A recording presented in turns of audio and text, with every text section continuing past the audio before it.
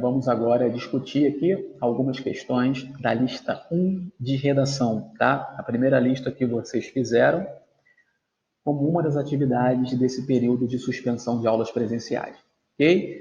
Essas 8 questões vão girar em torno daquela discussão da linguagem nos gêneros digitais, né? A manifestação da linguagem nas redes sociais, por exemplo. Tudo bem? Então vamos lá.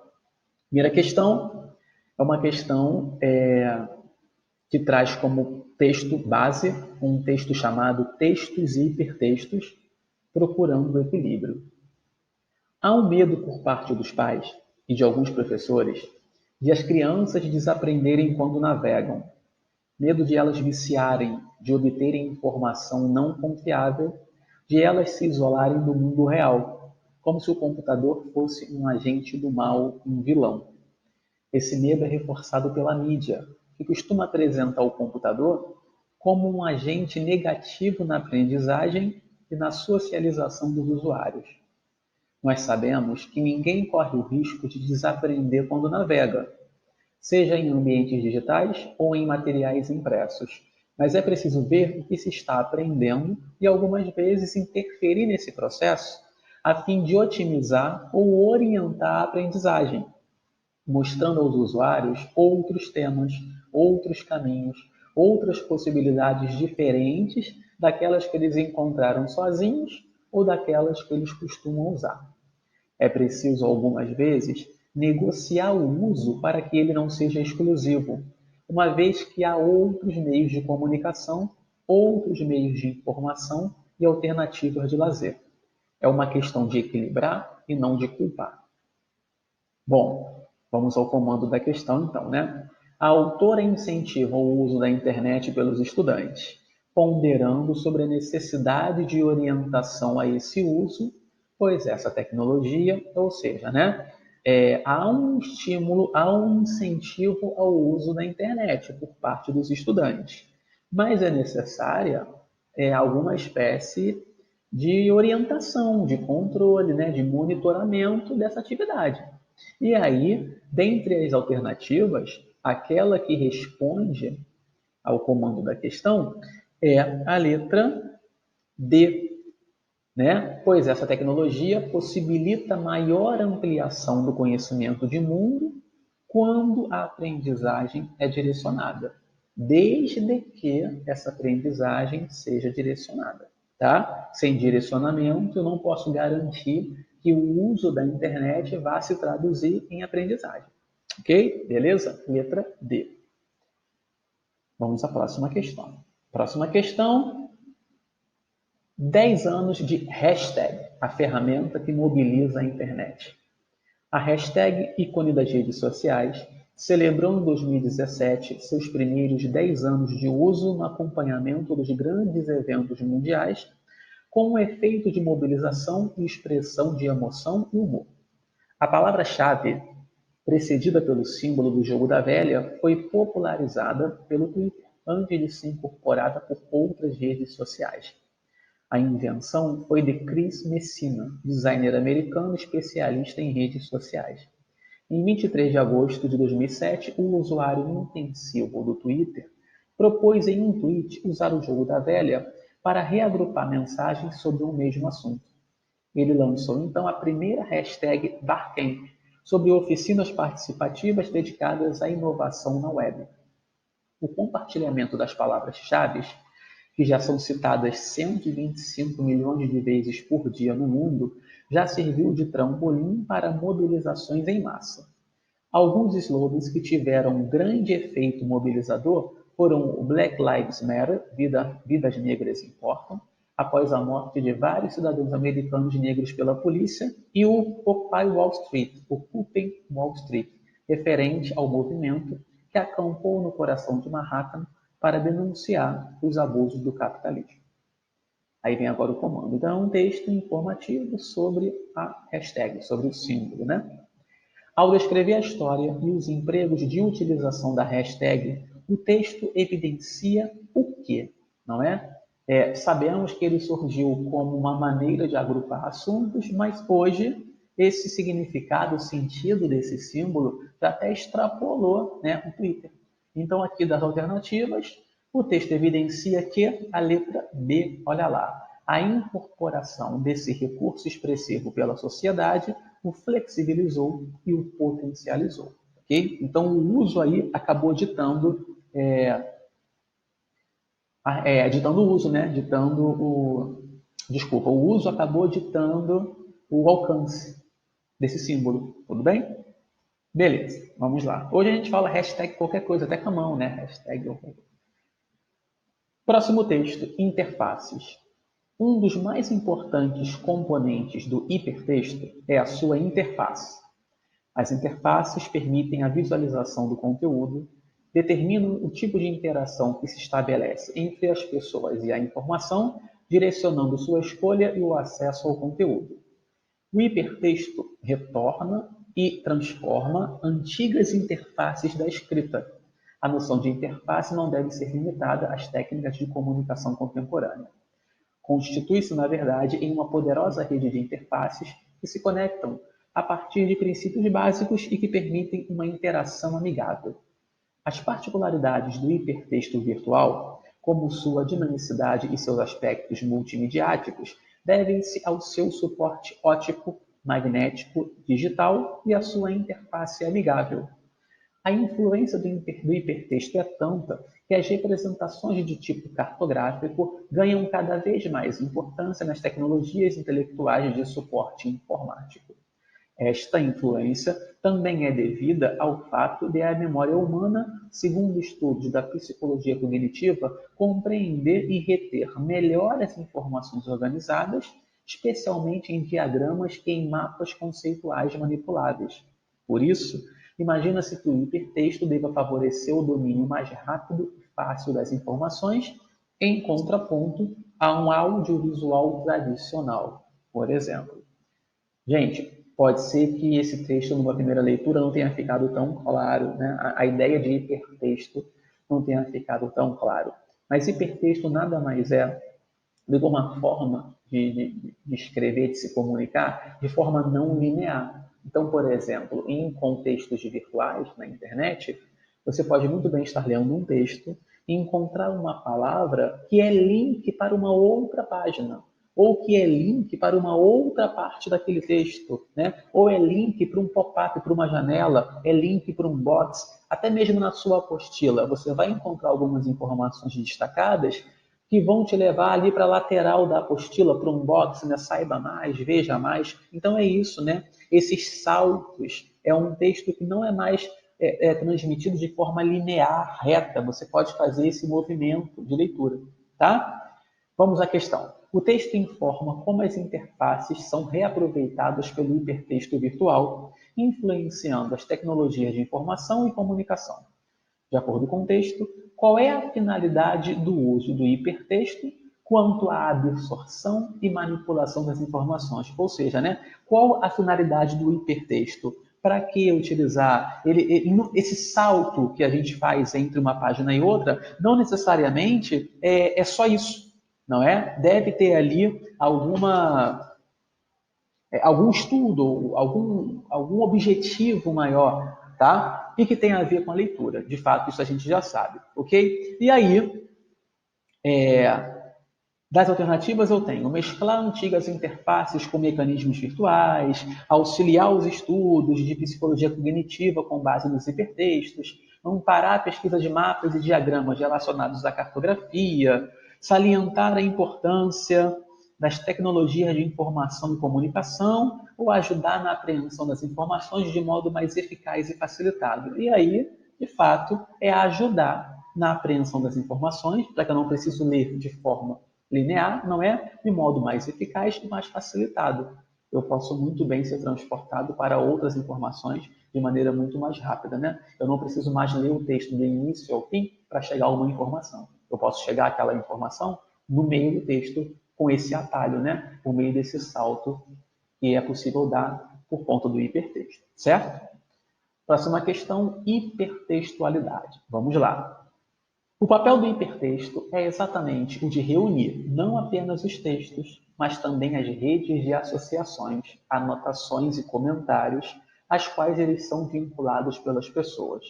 Ao mesmo tempo, a construção do senso comum encontra-se exposta e como que materializada, a elaboração coletiva de um hipertexto.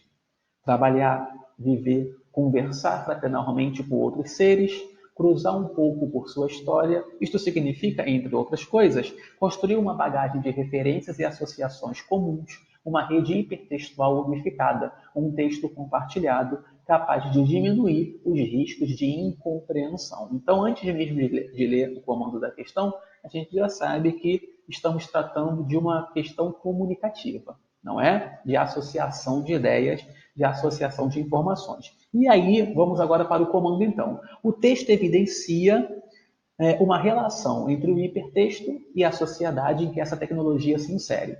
Constata-se que nessa relação há o quê? O que acontece nessa relação hipertextual? Olha lá o começo do texto, gente. O papel do hipertexto é exatamente o de reunir não apenas os textos, mas também as redes de associações, anotações e comentários, às quais eles são vinculados pelas pessoas, né? Logo, o que eu tenho aqui é a letra D, é uma forma de construção colaborativa de conhecimento, tá? Esse conhecimento é feito com participação, com colaboração, tudo bem? Vocês, como usuários das redes sociais, sabem disso, né? A comunicação é trocada, a informação é compartilhada, tá? A construção é colaborativa. Um exemplo de hipertexto é a Wikipedia, né? Porque você encontra alguns significados, algumas explicações, alguns conceitos que são editáveis. São pessoas que editam aqueles significados. O que é perigoso também, porque pode não ser verdade ou pode não ser exatamente aquilo ali, já que é um trabalho colaborativo, é um trabalho associativo, tá? Próxima questão, ainda tratando do hipertexto, na sequência. Olha lá. O hipertexto permite, ou de certo modo, em alguns casos, até mesmo exige a participação de diversos autores na sua construção, a redefinição dos papéis de autor e leitor e a revisão dos modelos tradicionais de leitura e de escrita. Por seu enorme potencial para se estabelecerem conexões, ele facilita o desenvolvimento de trabalhos coletivamente, o estabelecimento da comunicação e a aquisição de informação de maneira cooperativa. Exatamente o que a gente acabou de falar na questão anterior, né? Embora haja quem identifique o hipertexto exclusivamente com os textos eletrônicos, produzidos em determinado tipo de meio ou de tecnologia, ele não deve ser limitado a isso, já que consiste numa forma organizacional que tanto pode ser concebida para o papel como para os ambientes digitais.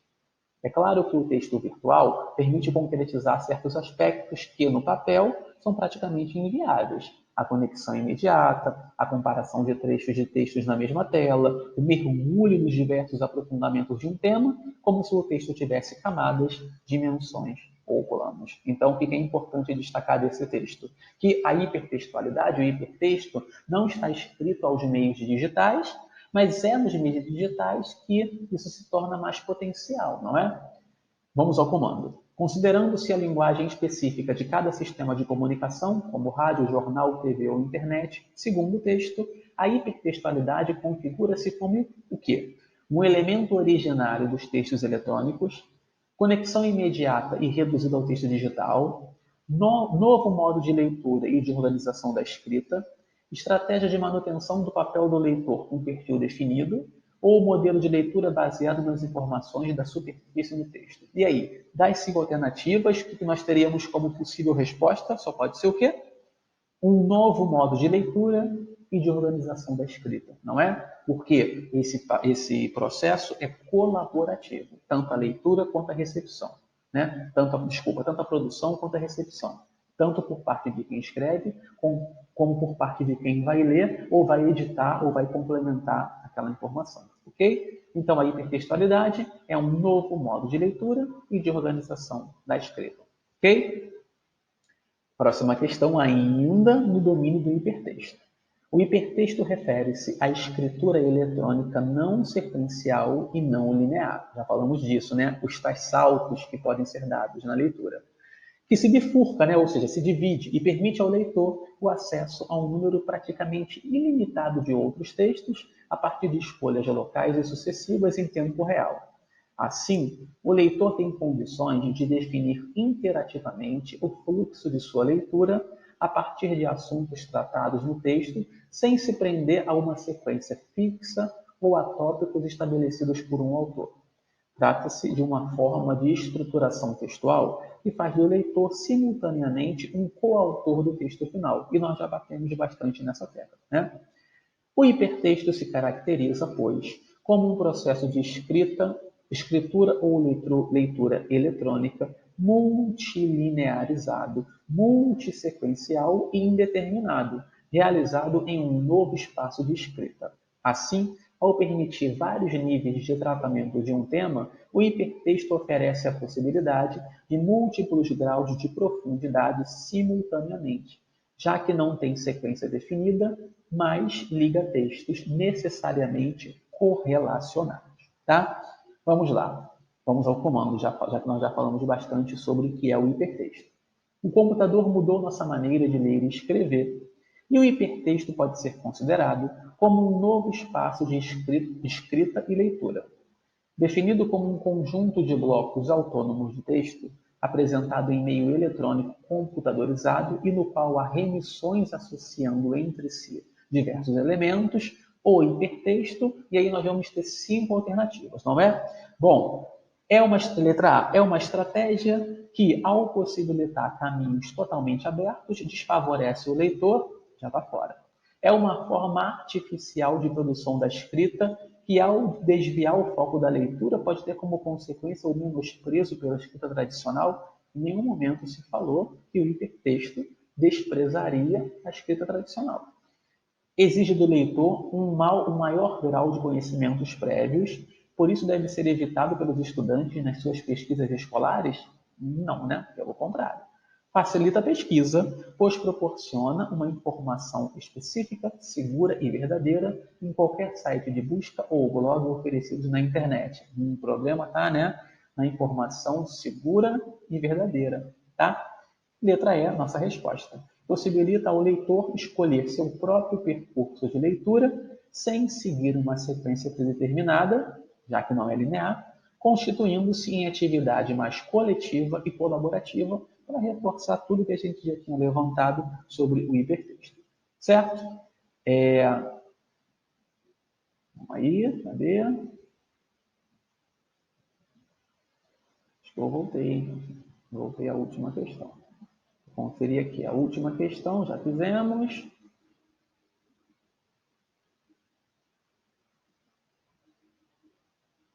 Fizemos. Foi também. Sim. Essa aqui.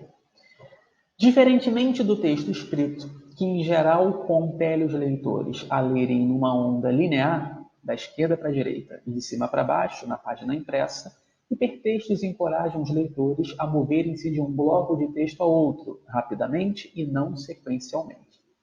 Considerando que o hipertexto oferece uma multiplicidade de caminhos a seguir, podendo ainda o leitor incorporar seus caminhos e suas decisões como novos caminhos, olha aí a autonomia do leitor, né? Inserindo informações novas, o leitor navegador passa a ter um papel mais ativo e uma oportunidade diferente de um leitor de texto impresso. Dificilmente dois leitores de hipertextos farão os mesmos caminhos e tomarão as mesmas decisões. Ou seja, né, como o hipertexto te possibilita a movimentação da forma que você escolher, dificilmente duas pessoas vão ler seguindo o mesmo trajeto, tá? O que seria diferente de um texto linear, né, de cima para baixo, de esquerda para direita, teria que ser dessa forma. No que diz respeito à relação entre o hipertexto e o conhecimento por ele produzido, o texto apresentado deixa claro que o hipertexto muda a noção tradicional de autoria. Por quê? E aí, das minhas alternativas, A, é o leitor que constrói a versão final do texto. B, o autor detém um controle absoluto do que escreve. C, aclara os limites entre o leitor e o autor. D, propicia um evento textual interativo em que apenas o autor é ativo. E só o autor conhece o que eletronicamente se dispõe para o leitor. Não, né? Letra A, é o leitor que constrói a sua versão final do texto. Certo? Mais uma questão, vamos lá. Na semana passada, os alunos do colégio do meu filho se mobilizaram através do Twitter para não comprarem na cantina da escola naquele dia, pois acharam o preço do pão de queijo abusivo. São adolescentes, quase senhores das novas tecnologias, transitam nas redes sociais, varrem o mundo através dos teclados dos celulares, iPads e se organizam para fazer um movimento pacífico de não comprar lanches por um dia. Foi parar na TV e em muitas páginas da internet. O texto aborda a temática das tecnologias da informação e comunicação, especificamente o uso de redes sociais. Muito se debate acerca dos benefícios e malefícios do uso desses recursos. E, nesse sentido, o texto A. Aborda a discriminação que as redes sociais sofrem de outros meios de comunicação? Não. Mostra que as reivindicações feitas nas redes sociais não têm impacto fora da internet? Não. C. Expõe a possibilidade de as redes sociais favorecerem comportamentos e manifestações violentas dos adolescentes que nelas se relacionam? Não. Trata as redes sociais como um modo de agregar e empoderar grupos de pessoas que se unem em prol de causas próprias ou de mudanças sociais, ou evidencia que as redes sociais são usadas inadequadamente pelos adolescentes que, imaturos, não utilizam a ferramenta como forma de mudança social. Bom, fácil, né, gente? Letra D, tá? A reunião, tudo bem? Essas tecnologias permitem a comunhão de ideias, né? As pessoas que se agrupam com um determinado objetivo. Tudo bem? Então, letra D. Bem tranquila. E aí, de fato, essa foi a nossa última questão. Bom, façam a leitura do material. É esse pedido que eu faço para vocês em toda a videoaula, para que quando nós voltarmos desse cenário de suspensão de aulas presenciais, nós possamos dar continuidade aos nossos estudos, ok? Grande abraço, um beijo, saudade e até a próxima videoaula. Valeu!